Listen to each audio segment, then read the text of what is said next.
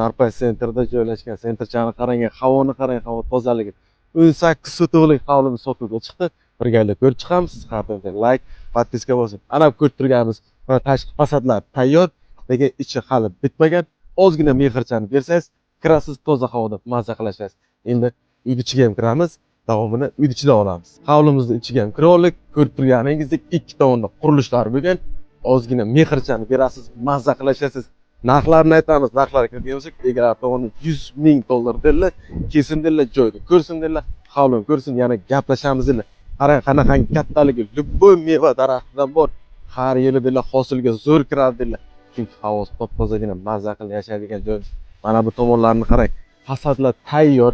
Sizdan qilinadigan ish ichki xonalarni taxlab, bu tomonlarni shunday ayvonchalar taxlasangiz, ana bu to'rimizni qishki, yozgi mol xonalarigacha bor. 100 mingga Narpayda sentrda toza havoda ko'zdan olish kerak edi. Hovlini bosib, mazza qilib yashayverish kerak.